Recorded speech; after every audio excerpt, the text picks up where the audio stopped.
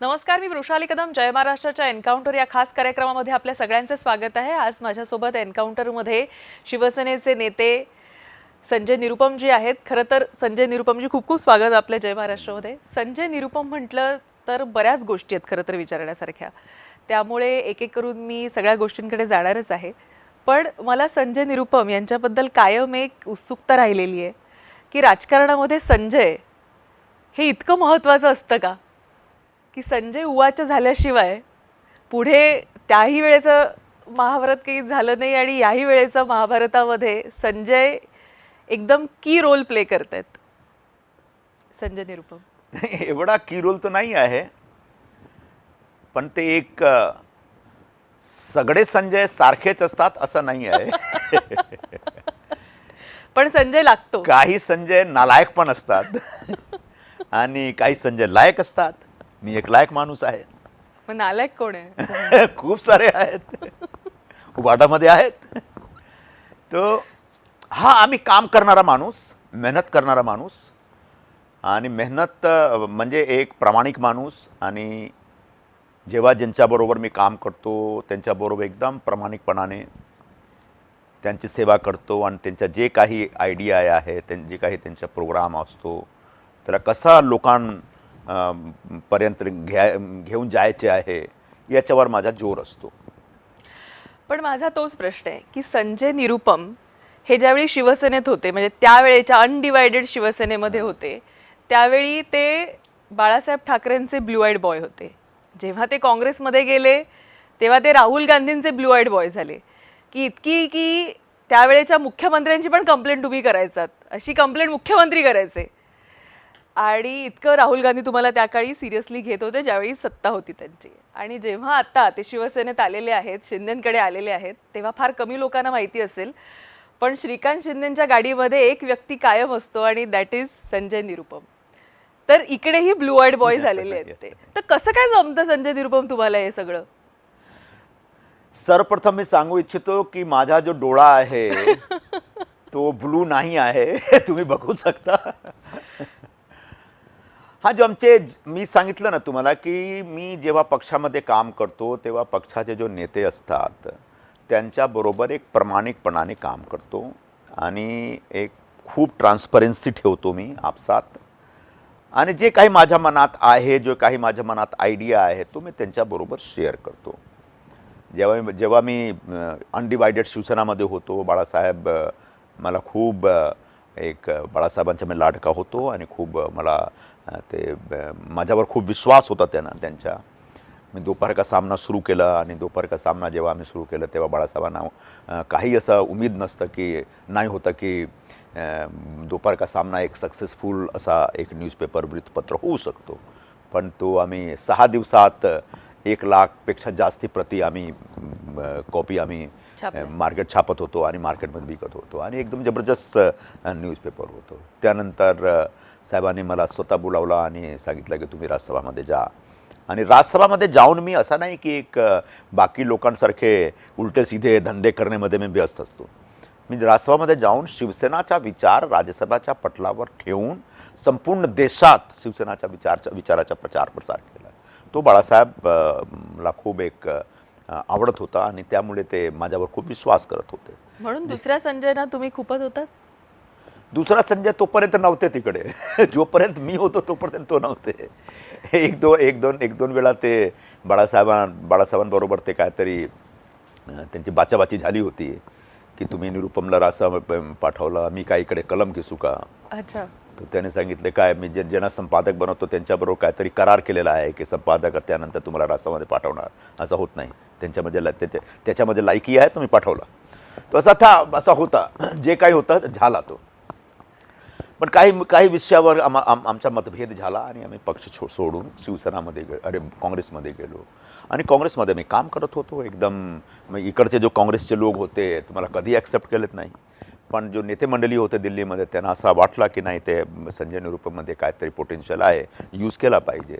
आणि त्यांनी मला यूज केला आणि त्यांनी मला संपूर्ण देशात वेगवेगळ्या राज्यामध्ये ऑब्झर्वर म्हणून पाठवला. आणि ऑब्झर्वर म्हणून जाऊन म्हणजे तिकडे मी काम करत होतो, मस्ती नाही. बाकी सगळे जाऊन मस्ती करतात माझ्यावर एकही आरोप कुठल्याही राज्यामध्ये जाऊन केल्यानंतर कोणी लावू शकलं नाही. एकदम प्रामाणिकपणाने काम केलं. तो एक काँग्रेसचे जो नेते मंडळी होते त्यांना असा समजला की नाही इथे काम करणारा माणूस चांगला माणूस आहे, त्यामुळे ते मला जवळ घेतले. आता काँग्रेसमध्ये जे काही झालं सर्वांना माहीत आहे की 20 वर्ष झाला. 20 वर्षामध्ये एक हळूहळू तो काँग्रेसचा जो दिल्लीचा जो समीकरण आहे तो बिघडला. तिकडे दक्षिण भारतीय लोक एवढे आलेत की त्यांना संजय निरुपम काय तर समजलं नाही. अच्छा मी पण थोडा आहे की मला तुम्ही मानसन्मान नाही देणार, तुम्ही हात जोडून निघून जातो. तो जरा मानसन्मानची कमी झाली. तो मी एकदा सांगितलं की आता मला जर माझ्याकडे जे काही योग्यता आहे, जे काही पोटेन्शियल आहे त्याचा वापर तुम्ही करू शकत नाही तर तुम्ही तुमच्याकडे मी कशासाठी असणार. तो लोकसभा निवडणुकीच्या दरम्यान काँग्रेसचा राजीनामा देण्याचा एक परिस्थिती निर्माण झाली. त्यानंतर शिंदेसाहेबांच्या बरोबर माझी एक जुनी दोस्ती आहे. जेव्हा ते 2000 समदुःखी म्हणजे जे शिवसेनेत तुमच्या बाबतीत झालं ते त्यांच्याही बाबतीत झालं होतं. हा त्यांच्यावर म्हणजे शिवसेनामध्ये यूज अँड थ्रो करणारे लोक आज लोक आहेत. बाळासाहेब असे नव्हते. आज जो लोक शिवसेना सांभाळत आहेत ना त्यांना कार्यकर्त्याचा मान ठेवण्यामध्ये काही रस नाही. ते स्वतःसाठी जगतात. आणि बाळासाहेब कार्यकर्त्यासाठी जगत होते.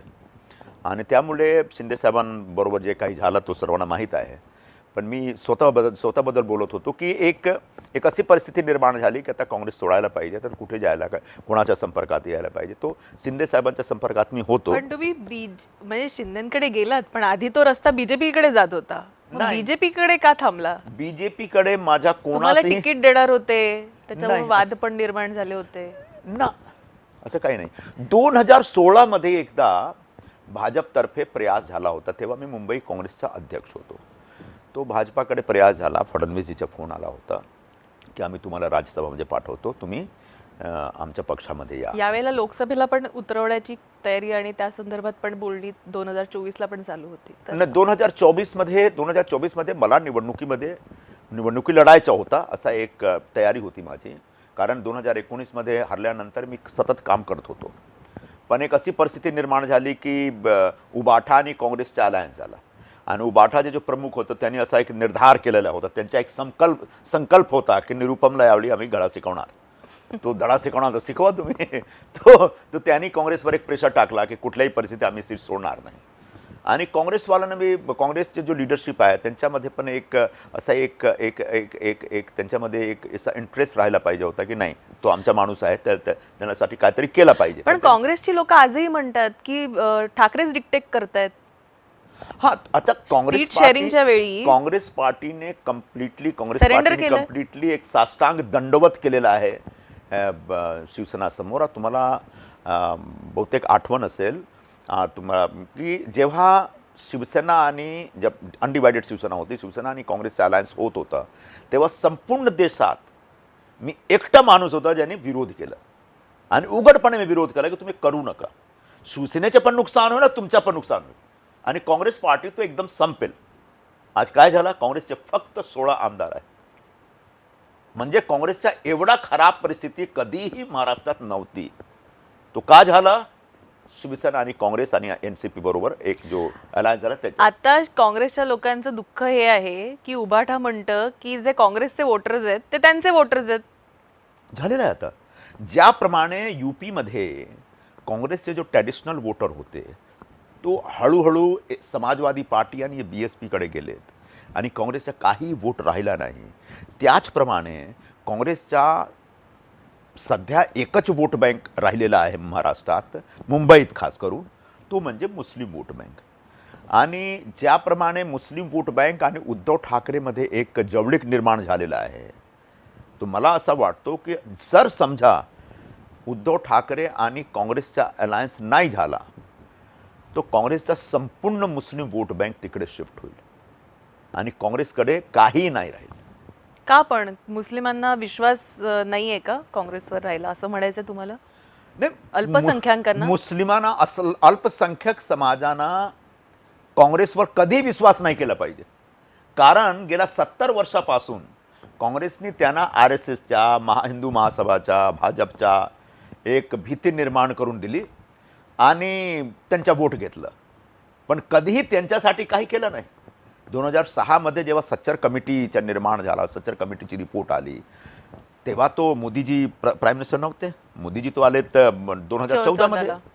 2006 मध्ये सच्चर कमिटीची रिपोर्टमध्ये आहे की India's most backward community is Muslim, educationally, financially, in every respect. तो कोणामुळे झाला? काँग्रेसमुळे. मुस्लिम समाजने सतत काँग्रेसला वोट दिला, पण काँग्रेसने कधी त्यांच्या बाजूले जे काही एक चांगला उपक्रम राबवला पाहिजे त्यांच्या विकासासाठी, कल्याणासाठी, कधीही केला नाही. फक्त वोट बँक म्हणून यूज केला.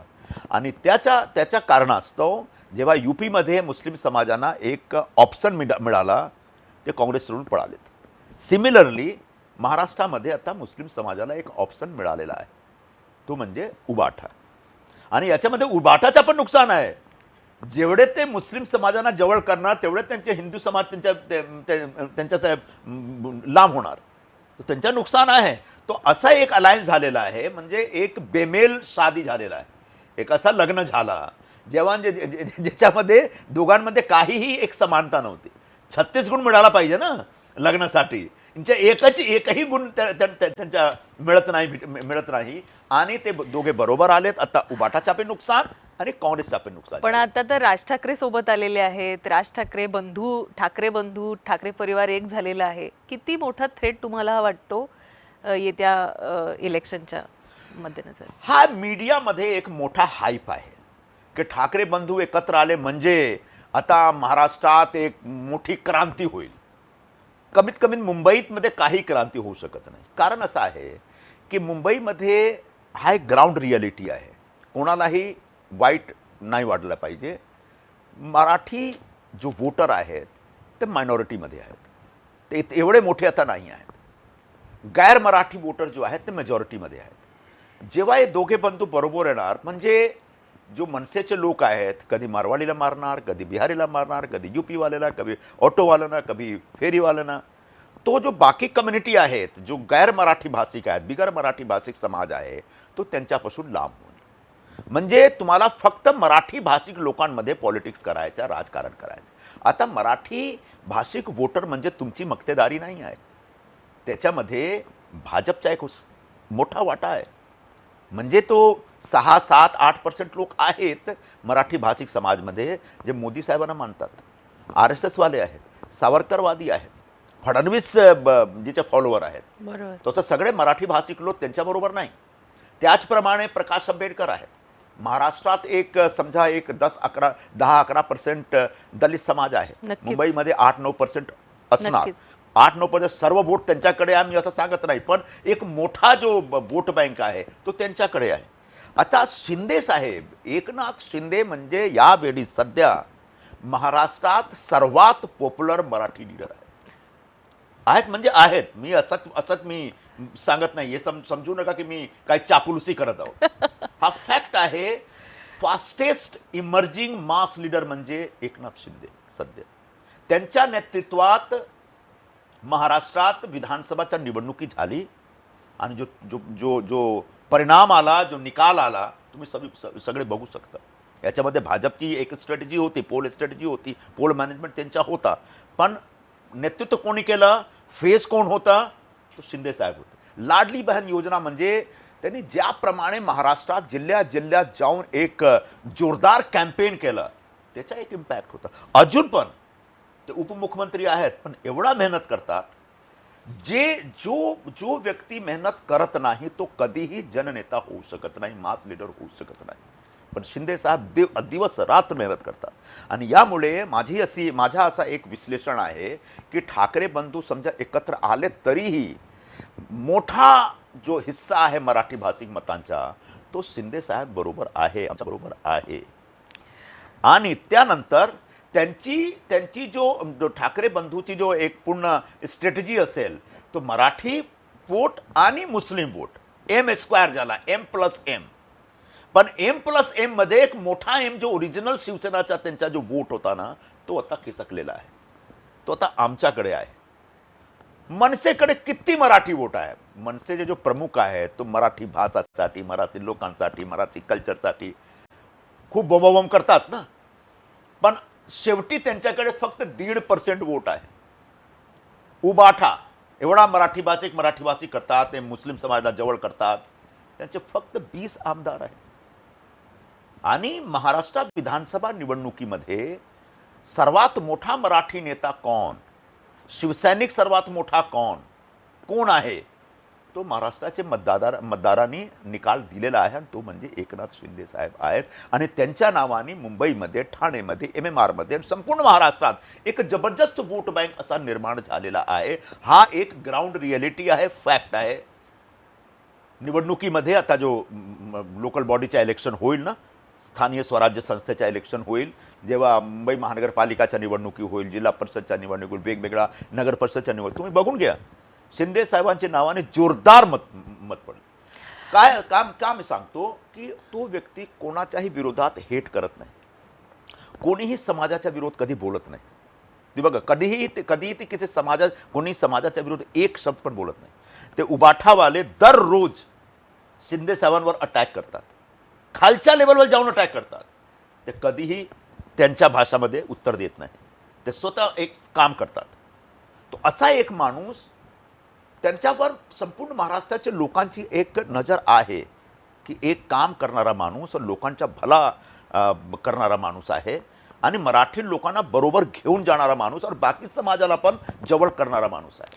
पण यासाठी मी सांगतो. बरं, ह्या सगळ्यामध्ये आता तुम्ही म्हणताय की ठाकरे बंधू एकत्र आले तरी तसा काही फरक पडणार नाही. आणि पण राज ठाकरे कायम असं म्हणतात की आता तुमच्याकडे जो मराठी माणूस आलेला आहे, की जे नगरसेवक आलेले आहेत, जी मेगा भरती तुमच्याकडे झालेली आहे, ती तर पैसे देऊन झालेली आहे. कार्यकर्त्याला पैसा देणं, कार्यकर्त्याला जेव्हा तुम्ही फंडिंग करता, पैसे देता, तो चुकीचा आहे का? राज ठाकरे करून पण पक्षाच्या नावाने खूप पैसे येतो, पण ते पैसे स्वतः ठेवतात आणि कार्यकर्त्याला देत नाही. आमच्या नेत्यांकडे पक्षाच्या नावाने पैसे येतो आणि ते कार्यकर्त्यामध्ये वाटतात. यामुळे कार्यकर्ता त्यांच्या बरोबर आहेत. तुमच्याकडे पण खूप पैसे येत आहे ना, तुम्ही का कार्यकर्त्याला देत नाही? तुम्ही स्वतःच्या पोटामध्ये टाकून देता. तुमचे जो कार्यकर्ता आहेत आता कमी होत आहेत. तुमचा जो वोट पर्सेंटेज आहे खूप कमी झालेला आहे. 5-6% वोट होता, आता 1.5% झालेला आहे. तुमचे कार्यकर्ता सोडून जात आहेत. याचं कारण काय आहे की तुम्ही फक्त एक तुमच्यासाठी, एक स्वार्थासाठी तुम्ही काम करता आणि तुम्हाला पक्ष आणि पक्षाच्या कार्यकर्त्याचं काही घेणं देणं नाही आहे. पण आमचे नेते जो एकनाथ शिंदे साहेब पक्षाच्या कार्यकर्त्याबद्दल विचारतात, त्यांच्याच काळजी घेतात आणि त्यांना मदत करतात. समजा कोणी कार्यकर्ता एक तकलीफमध्ये आला आणि त्याला काही प्रॉब्लेम आहे, ते स्वतः फोन करतात, त्यांच्या घरी जातात, भेटतात, जे काही मदत पाहिजे मदत करतात. हा दोघा नेत्यामध्ये फरक आहे. बरं, हे जे म्हटलं जातं की तुमच्याकडे नेता आलाय, म्हणजे तो कॉर्पोरेटर आलाय, तो नगरसेवक आलाय, आता अर्थात सगळे नगरसेवक हे माझीच झालेले आहेत कारण निवडणुका झालेल्या नाही आहेत.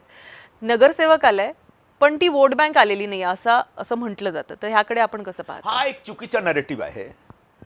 लोकसभा निवडणुकीमध्ये त्यांचं म्हणणं आहे की नेता गेलाय तुमच्याकडे पैसे देऊन का होईना जे काही, पण तो जो ग्राउंड वोटर आहे तो शिवसैनिक अजूनही उभाठाकडे. कोणीही नेता तोपर्यंत असतो जोपर्यंत त्यांच्याकडे कार्यकर्ता असतो. आणि आमच्याकडे खूप असे नगरसेवक आलेले आहेत. उबाठाचे एकूण 70% पेक्षा जास्ती नगरसेवक आमच्याकडे आलेले आहेत आणि ते स्वतःचे कार्यकर्ता घेऊन आलेले आहेत. आणि जो नगरसेवक असतो ना, तो एक ग्रासरूट लेवलवर काम करतो, तो एकटा नसतो, त्यांच्याबरोबर खूप सारे असे कार्यकर्ता असतात आणि त्यामुळे तो एक खूप पॉप्युलर असतो.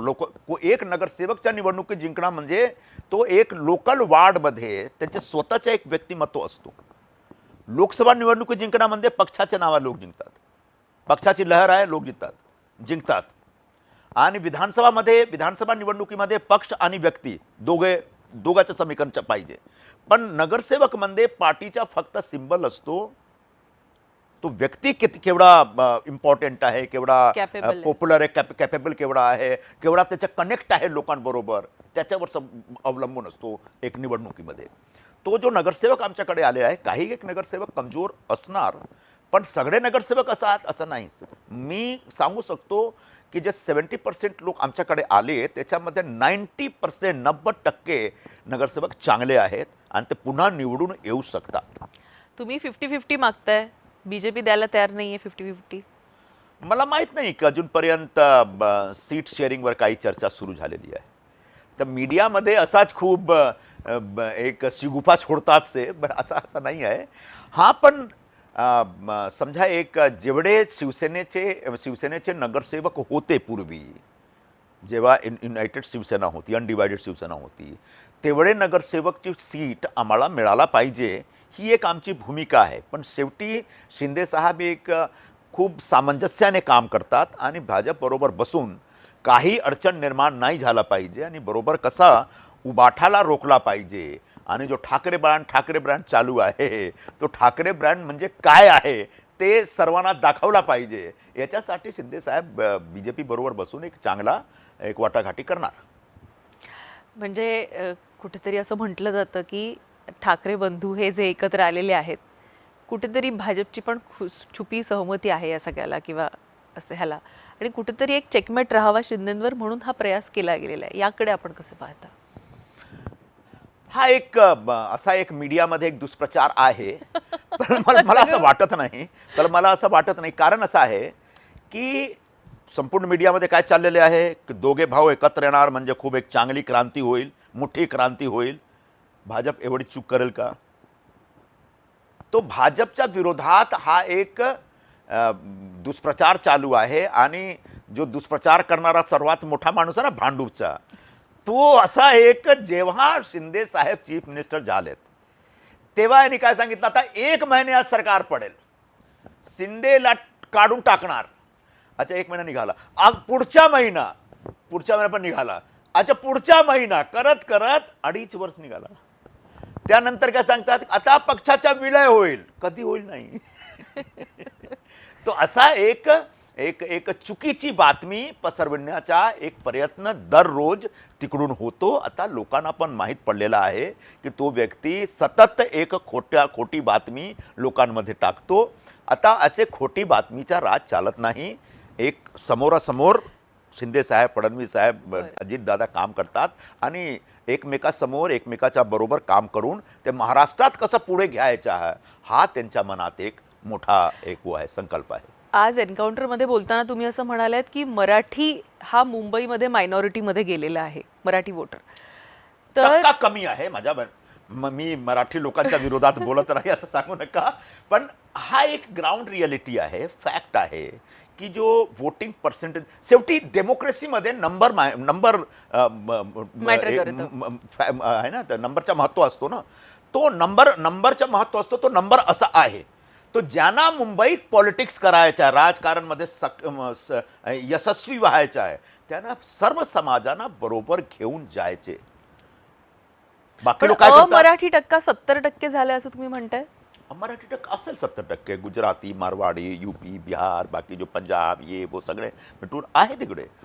तो त्याच्यामध्ये म्हणजे महाराष्ट्र मराठी भाषिकांचा राज्य आहे. मुंबई महाराष्ट्राची राजधानी आहे आणि मुंबईमध्ये मराठी भाषिकांचा एक स्वतःचा अधिकार आहे. त्याच्यावर काही कोणालाही आक्षेप नाही, होऊ शकत नाही. तो एक फॅक्ट आहे. पण हळूहळू आज नाही, गेल्या 10-20 वर्षापासून नाही झालेला आहे. एक 100-200 वर्षाचा इतिहास आहे. इकडे बाहेरचे लोक आले, त्यांनी काम केलं आणि मुंबईचं निर्माण केलं. मुंबईच्या निर्माणामध्ये स्वतःचं योगदान दिलं. बेस्टमध्ये काम करणारे जे समजा मराठी भाषिक आहेत, तो तिकडे तुम्हाला यूपीवाले पण कंडक्टर ड्रायव्हर दिसणार कमी आहेत. मुंबईमध्ये जेव्हा टेक्स्टाईल मिल होतो, तो एक पश्चिम महाराष्ट्र आणि कोकणचे लोक आले तिकडे मजूर म्हणून काम केलेत. तो यूपीचे लोक खूप होते तिकडे आणि एकमेकांनी मिळून ते काम करत होते. तो बाहेरचे लोक येऊन मुंबईच्या विकासामध्ये त्यांनी खूप योगदान केलं. असा बाहेरच्या लोकांना तुम्ही बाहेर ठेवणार आणि स्वतःच्या कामकाजमध्ये नाही घेणार तर तुम्हाला नुकसान होईल. तो जे पण आता जे उत्तर भारतीय आहेत मुंबईतले, ते उघडपणे राज ठाकरेंना म्हणतायत की आम्ही परंपरागत इकडचे आहोत म्हणून. पिढ्यानपिढ्या परंपराची गोष्टी अगर सांगणार तर परंपरा आहे. जेव्हा छत्रपती शिवाजी महाराजांचा राज्याभिषेक व्हायचा होता, तो छत्रपतीच्या राज्याभिषेकसाठी इकडचे एकही ब्राह्मण तयार नाही झाले. तेव्हा कुठून ब्राह्मण आला होता सांगू मी तुम्हाला? काशीहून गागा भट आले होते.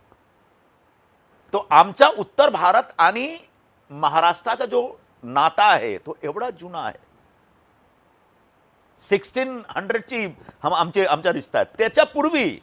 त्याच्यापूर्वी जेव्हा भगवान राम निघालेत वनवासासाठी ते नाशिकमध्ये आले होते. पंचवटी इकडे आहे आमच्या. तुम्ही सांगता ना की भैया लोक येऊन इकडे झोपडा बांधतात. सर्वप्रथम झोपडा तो छत्रपती भगवान श्री रामने बांधला इकडे पंचवटीमध्ये, पंचकुटीर.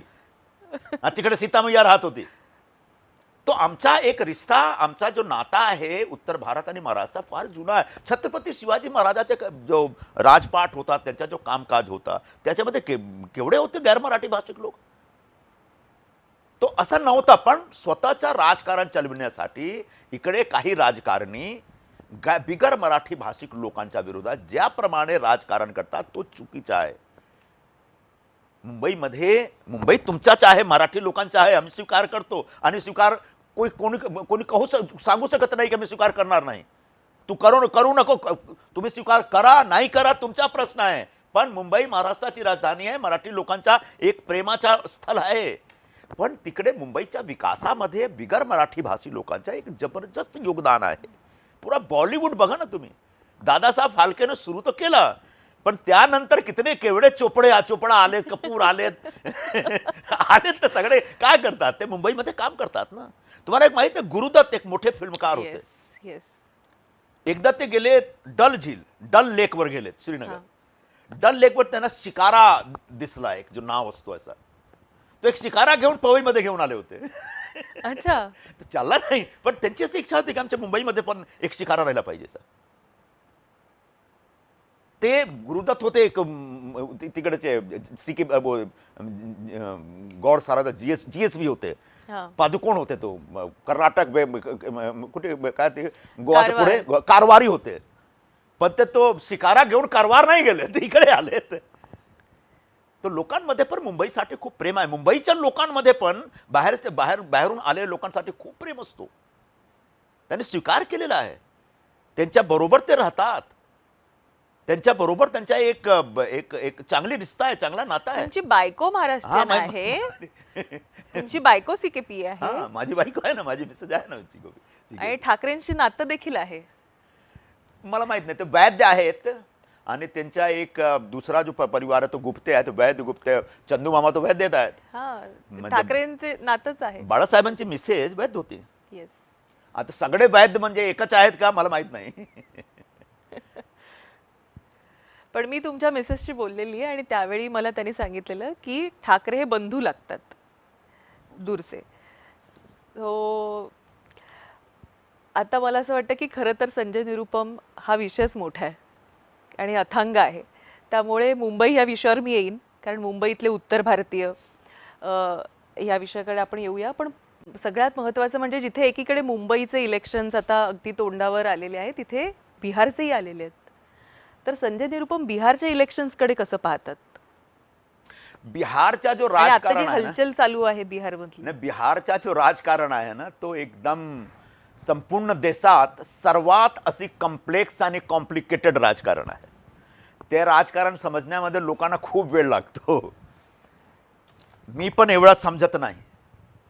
पण बिहारमध्ये संपूर्ण देशात काँग्रेसचा राज होता आणि मोठ्या प्रमाणात त्यांनी राज केलं. पण बिहार एकटा असा राज्य आहे जिकडे गैर काँग्रेसी सरकार सर्वात जास्त वेळ होती. आणि गेल्या 30 वर्षापासून तो गैर काँग्रेसी आहेत. त्याच्या पूर्वी पण कर्पुरी ठाकूर कोण सगळे होते. तो संपूर्ण राजकारण तिकडे जातीवर आधारित आहे. जातीचे नेते आहेत, जातीच्या वोट बँक आहे. तो जे जातीवर आधारित वोट बँक साधू शकतो ते पुढे येऊ शकतो. काँग्रेसने चूक केली. भाजप हळूहळू एक सांभाळून पुढे बढ़त आहे. आणि पण अजूनपर्यंत भाजपला तो यश भेटला नाही. का भेटला नाही? कारण तिकडे जो ओबीसी समाज आहे तो खूप मोठा आहे आणि ओबीसी समाज बरोबर जो मुस्लिम समाज एकत्र येतो. त्यामुळे जो एक नॅशनल पार्टी आहे तो नॅशनल पार्टीला स्वतःचा एक स्थान बनवण्यामध्ये थोडा एक मुश्किल येतो त्यांना. पण एक चांगला इलेक्शन होत आहे आणि जोरदार कॅम्पेन चालू आहे. तुम्ही जाणार आहात का? आमचे पक्षाचे कोणी उमेदवार तिकडे नाही आहे. तुम्ही हट्ट नाही केला, शिंदेच्या एवढे जवळ आहात तुम्ही, सांगायचं की आता नॅशनल पार्टी आहे तुमची, का नाही हां, बिहारमध्ये हां. तुम्ही नाही, लढला? एक असा विचार होता, पण शिंदे साहेबांनी सांगितलं की पहिले आम्ही एक संघटना बांधणीवर फोकस केला पाहिजे. एक दोन चांगले उमेदवार माझ्याकडे आले होते, ते माजी आमदार, माजी मंत्री होते. त्यांनी सांगितलं आम्हाला शिवसेनेमध्ये घ्या, आम्हाला निवडणुकी लढायच्या. पण शिंदे साहेबांनी सांगितलं की आता राहू द्या, या निवडणुकी निघू द्या, तोपर्यंत आम्ही पुढच्या निवडणुकीपर्यंत जरा संघटनात्मक बांधणीवर काम केलं पाहिजे, त्यानंतर निवडणुकीमध्ये उतरायला पाहिजे. नाहीतर सर्वांना तिकीट द्या, सर्वांची एक जामीन जप्त झाली, तोपर्यंत तुम्ही चुकीचा असतो ना. तो यामुळे आता तिकडे कसा जायचा. आता भाजपचे लोक जेव्हा शिंदे साहेबांना सांगणार की तुम्ही या आमच्यासाठी प्रचार करा, तर शिंदे साहेब जाणार, नक्की जाणार. पण पहिल्यांदा तसं झालेलं आहे बिहारमध्ये की मुख्यमंत्री, उपमुख्यमंत्री यांचे चेहरे, यांची नावं डिक्लेअर झालेली आहेत. कसं बघता याकडे? ह्याच्याने समीकरण बदलेल की बिघडेल? तो महागठबंधन जो लालू यादवचा गठबंधन आहे ना, तो त्यांची जो आघाडी आहे त्यांच्याकडून उपमुख्यमंत्रीची रेवडी वाटण्याचं काम चालू आहे. आणि त्याच्यामध्ये त्यांच्या आपसात आता एक मोठा भांडण सुरू झालेला आहे. मुकेश साहनी जो एक मल्लाह समाजचा नेता आहे, तो पूर्वी इकडे मुंबईमध्ये फिल्म इंडस्ट्रीमध्ये सेट डिझायनिंगचं काम करत होता. काय पैसे कमावलं आणि तिकडे जाऊन ते एक सन ऑफ मल्लाह म्हणून एक अभियान सुरू केलं त्याने, आणि तो मोहीमच्या नंतर ते नेता झाला.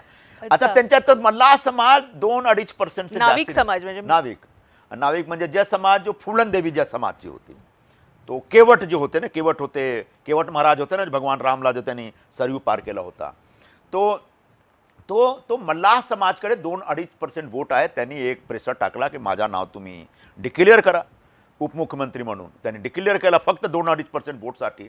आता जो मुस्लिम लोक आहेत तिकडे 17% आहे, 17% आहेत. आणि हे 17% मुस्लिममध्ये लालू यादव गेल्या 30 वर्षापासून भाजपच्या भीती निर्माण करून त्यांच्या वोट घेत आहेत.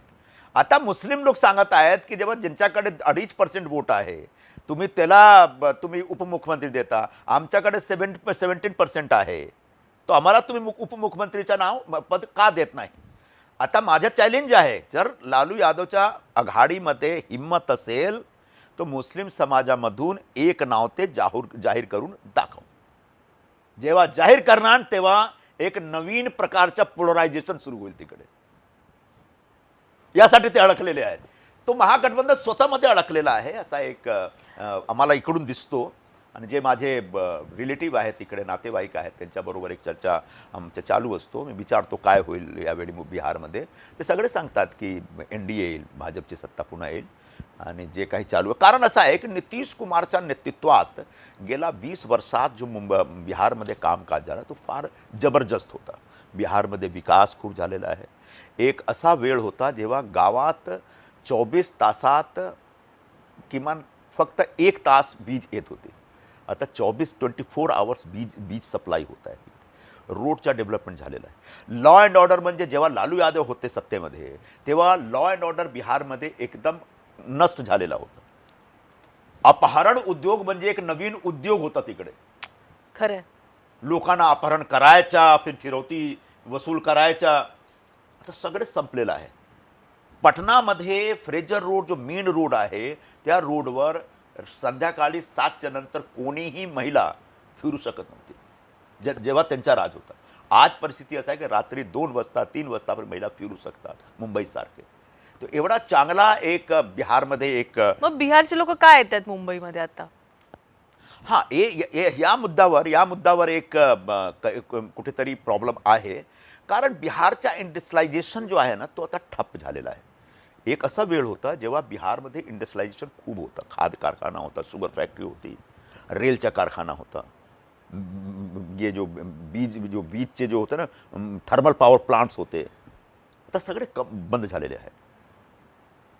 आणि नितीश कुमार या मोर्चेवर कुठेतरी फेल झालेले आहेत.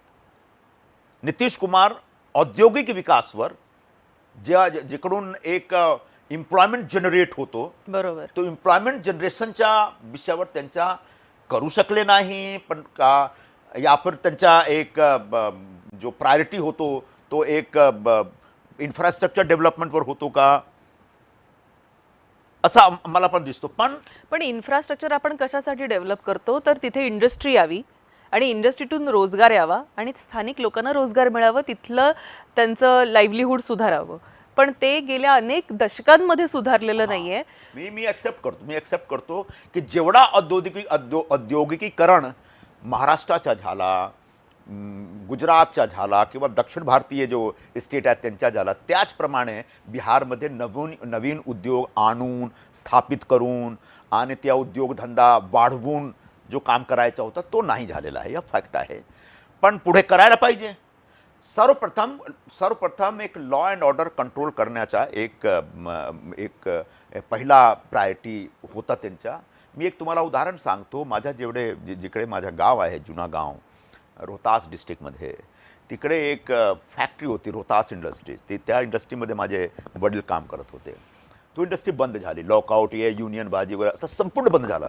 तिकडे सिमेंट बनत होते, डालडा बनत होते, ते एस्बेस्टस बनत होते. खूप मोठा कागदचा पेपर फॅक्टरी होता तिकडे. तर आता फॅक्टरीज बंद झाली आणि त्यानंतर तो त्यांचा जो लाईमस्टोनचा मोठा खदान आहे. खदान म्हणजे काय? खदान माइन्स ना, माइन्स आहे. तो असाच पडत खाणी असाच होता. बिहार सरकारने एक टेंडर काढला की खाणी तुम्ही जो बाहेरचे लोक आहे आणि खाणी घेऊन जा. तेव्हा दिल्लीचा एक सरदार होता, त्याने खाणी घेतला आणि की ते लाईमस्टोन काढून ते सिमेंट फॅक्टरीला सप्लाय करत.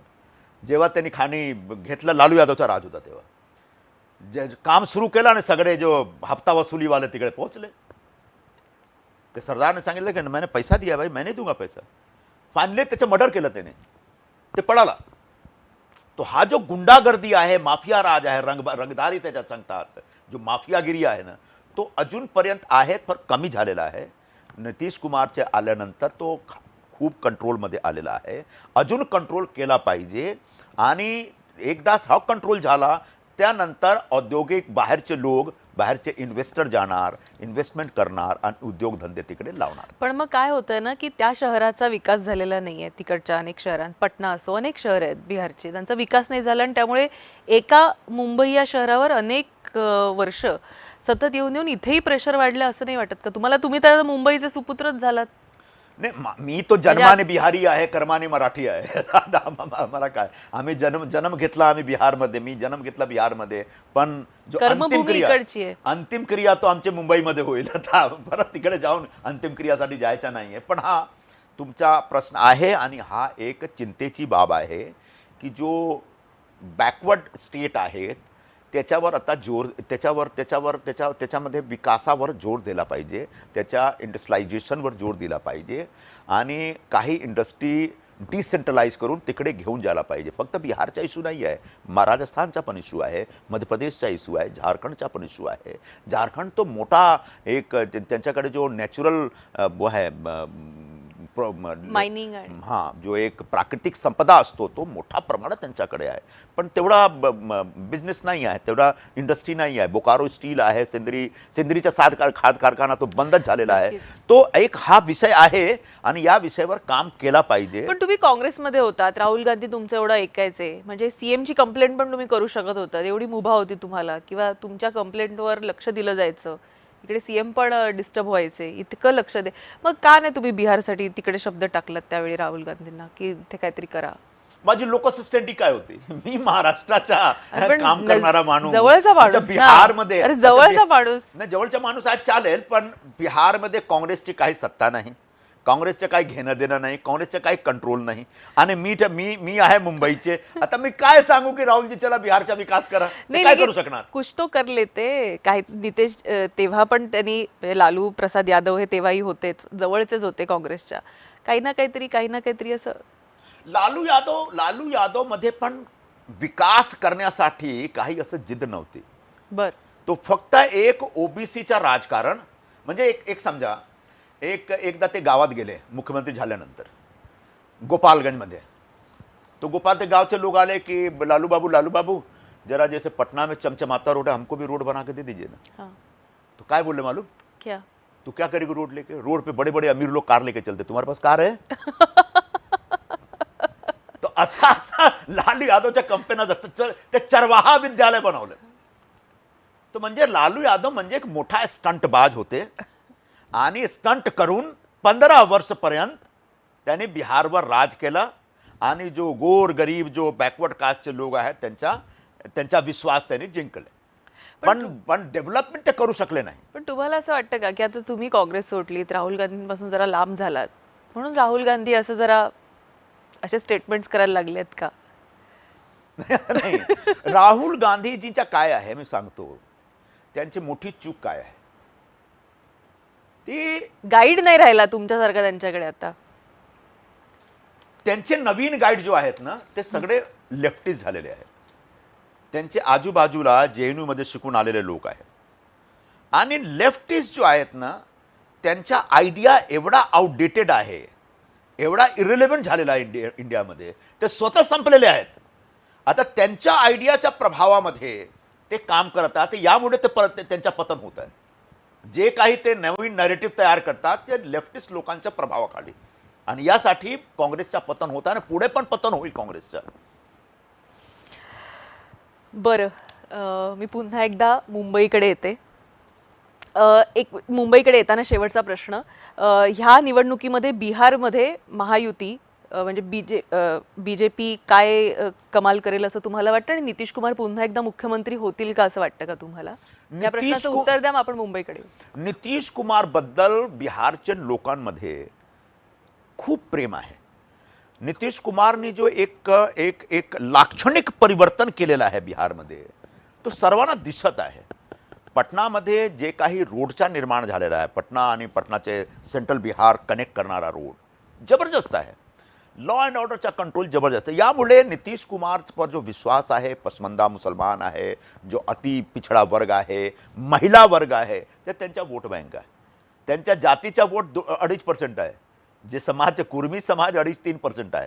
त्यांनी कुशवाहा समाजला बरोबर घेऊन 6 किंवा 7% झालं. जातीचा वोट कमी आहे, पण तो जातीपेक्षा वर जाऊन त्यांनी एक नवीन वोट बँक निर्माण केलेला आहे.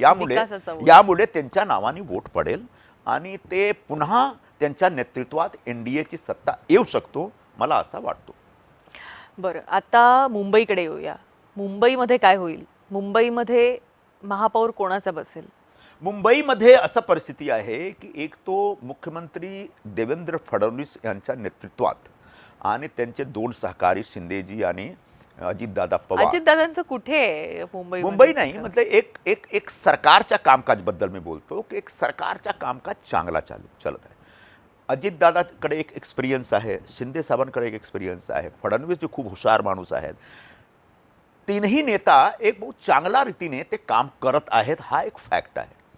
आणि या दरम्यान कधी प्राकृतिक आपदा येतो, कधी पूरची परिस्थिती तयार होतो, कधी काय परिस्थिती तयार होतो. पण ते ज्याप्रमाणे मुंबईमध्ये विकासाचा काम वेगाने चालू आहे, मेट्रो किंवा तुमचा हा जो कोस्टल रोडचा काम आहे, कोस्टल रोडचा काम साधारण काम नाही आहे. नाही. एक समजा माझा असा अनुभव आहे की कोणी मोठा अगर इन्फ्रा प्रोजेक्ट सुरू झाला, तो त्याच्या भूमिपूजन जेव्हा झाला ना, त्याच्या त्या कंप्लिशनमध्ये 20-25 वर्ष लागत होतं. पण आमच्या डोळ्यासमोर कोस्टल रोडचा भूमिपूजन झाला आणि कोस्टल रोडचं उद्घाटन पण झालेलं आहे. खरं. मेट्रोचा भूमिपूजन झाला, मेट्रो ॲक्वालाईन पण चालू झालेला आहे. तो हा मुंबईचे लोक बघत आहेत. जेव्हा शिंदे साहेब चीफ मिनिस्टर झाले त्यांनी सांगितलं महापौर कोणाचा होईल, येतो ना, तो जेव्हा शिंदे साहेब मुख्यमंत्री झाले त्यांनी एकच घोषणा केली की मुंबईमध्ये सर्व रोड कॉन्क्रीटचा झाला पाहिजे. अर्धा रोड कॉन्क्रीटचे झाले आहेत आणि जेवढे ज्या एरियामध्ये कॉन्क्रीटचा रोड आहे तिकडे तुम्हाला एकही पॉटहोल या पावसामध्ये दिसला नाही. अर्धा काम आता पूर्ण होईल, 35-40% काम राहिलेलं आहे. तो मुंबईचे लोक बघत आहेत की हा जो महायुतीची सरकार आहे मुंबईवर मुंबईच्या लोकांनी हायवेवर पण पेवर ब्लॉक्स बघितलेले आहेत. हा, हायवेवर कॉन्क्रीटचं काम नाही आहे, कॉन्क्रीटचा रोड नाही आहे. मी कॉन्क्रीटच्या रोडबद्दल बोलतो. पण हायवे म्हणजे महाड जाणा हायवे, ठाणेवाला हायवे, तिकडे आता कॉन्क्रीटचा रोड गेल्या 25 वर्षामध्ये मुंबई महानगरपालिकामध्ये किंवा ठाणे महानगरपालिकामध्ये शिवसेनेची सत्ता होती, का त्यांनी नाही केलं? कॉन्क्रीट रोड जो पॉटहोलचा सर्वात मोठा जो दुश्मन आहे, जबाब आहे, तो कॉन्क्रीट रोड आहे. शिंदे साहेबांनी करून दाखवलं. आता पुढे पण आता हायवे राहिलेला आहे, बाकी सारे रस्ते ते पण करणार. तो मुंबईच्या लोकांमध्ये महायुतीबद्दल एक मोठा विश्वास निर्माण झालेला आहे. याच आधारावर मी तुम्हाला सांगू शकतो की भाजप आणि आमची पार्टी आणि अजितदादाची जी पार्टी आहे तीनही पार्टी आणि एक दोन छोटे आठवलेजीची पार्टी पण आमच्याबरोबर येईल. एक चांगला यश आम्हाला भेटेल आणि महापौर म्हणजे आमचाच महापौर होईल हा मी एक ठामपणे सांगू शकतो, चॅलेंज करून सांगू शकतो. आमचा म्हणजे कोणाचा, शिवसेनेचा की भाजपचा? भाजपचा असेल चालेल. भाजप मोठा पक्ष आहे, भाजप मोठा पक्ष आहे. भाजप जास्तीची सीटवर निवडणूक लढणार. त्यांच्या अगेन नंबर गेम लोकशाहीमध्ये नंबर गेम महत्वाचा असतो ना, तो त्यांच्याकडे जास्ती नगरसेवक त्यांच्या होऊ शकते. पण आम्हाला काही नाही, पण त्यांचे जास्ती नगरसेवक तेव्हा येतील जेव्हा म्हणजे जेव्हा आम्ही सगळे बरोबर लढणार, ज्याच्या जास्त जागा लढायला मिळतील. जास्ती जागा भाजपला भेटेल मला असं वाटतं. भाजप क्लेम करणारा भाजपला दिला पाहिजे आणि त्यांच्या एकदम कट टू कट एकदम एकदम व्हेरी क्लोज आम्ही असणार. म्हणजे 150च्या दरम्यान 150च्या दरम्यान एनडीएचे नगरसेवक येऊ शकतात यावेळी मला असं वाटतं. 150च्या वर तुम्ही जाणार असं तुम्ही म्हणताय. तुम्ही 150च्या दरम्यान 150च्या दरम्यान आणि 50-50 तुम्ही मागताय. 50-50 मी सांगत नाही. 50-50 तुमचे नेते म्हणतात की आमचाच महापौर बसणार आहे मुंबईत. वेल अँड गुड. पण भाजपच्या बसो किंवा शिवसेनेच्या बसो, हे जो उबाठावाले लोक आहेत ज्यांनी मुंबईची तिजोरी लुटली, ज्यांनी खिचडी घोटाळा केला, ज्यांनी मिठी नदी घोटाळा केला, ज्यांनी कोविडच्या दरम्यान घोटाळा केला, असा लोकांकडे आता मुंबई नाही द्यायचा. आता मुंबईच्या लोकांना असा निर्धार केलेला आहे. पण मुंबईच्या उत्तर भारतीयांना काय सांगाल? मुंबईच्या उत्तर भारतीयाला मी सांगणार की जो सरकार आता जो शासन आता महाराष्ट्रात आहे तो सर्वांना बरोबर घेऊन जाणारे सरकार आहे आणि यासाठी सर्व उत्तर भारतीयांतर्फे महायुतीच्या उमेदवाराबरोबर उपस्थित राहायला पाहिजे, उभा राहायला पाहिजे. आणि मराठी वोटर जो आहे, मराठी वोटमध्ये शिंदेच्या नावाने एक मोठा मराठी वोट आहे मुंबईमध्ये, भाजपच्या नावाने पण एक मोठा मराठी वोट आहे आणि जो बाकी राहिलेला आहे तो ठाकरे बंधू. बट मनसे म्हणते की ठाण्यामध्ये पण आता शिंदेची ताकद कमी झाली आहे. जाऊ दे बाबा, ठाणेमध्ये पुन्हा शिवसेनेचा मेयर बसेल, तिकडे शिवसेनेचा मेयर बसेल, कल्याणमध्ये शिवसेनेचा मेयर बसेल. आजच मी तुम्हाला सांगतो. तर ठाण्यामध्ये शिवसेनेचा मेयर बसेल, कल्याणमध्ये बसेल आणि मुंबईत बसावा अशी खरं तर निरुपम यांची मनातून इच्छा आहे. पण ते आता पॉलिटिकली करेक्ट राहण्यासाठी म्हणतायत की आमचा असेल, आमचा असेल. आमचा असेल म्हणजे पॉलिटिकली करेक्ट म्हणजे काय? मुंबईमध्ये हा, मुंबईमध्ये ही ग्राउंड रियालिटी आहे, तो फॅक्ट आहे. मी कधीही पॉलिटिकल करेक्ट नसतो. माझी एक सवय आहे की जे काही सत्य आम्ही बोलतो याच्यासाठी खूप शिवीगाळ पण पडतो मला. नाही, पण खरं आहे की राजकारणामध्ये संजय उवाच हे आजही कायम आहे. ते त्याही वेळी होतं, आजही कायम आहे. आजही मग शिंदे असो किंवा ठाकरे असो, त्यांना संजय हा मात्र तितकाच जवळचा आणि तितकाच हवा आहे. आज संजय निरुपमजी तुम्ही इथं आलात, आम्हाला वेळ दिलात त्याबद्दल आपले अनेक धन्यवाद. आणि निवडणुकीच्या तुम्ही तयारीला लागलेलेच आहात त्याबद्दल देखील आपल्याला अनेक शुभेच्छा आणि आपल्या पक्षाला धन्यवाद. वेळ झालेली आहे एन्काउंटरमध्ये आता इथेच थांबायची. तुम्ही कुठेही जाऊ नका, पाहत राहा फक्त जय महाराष्ट्र.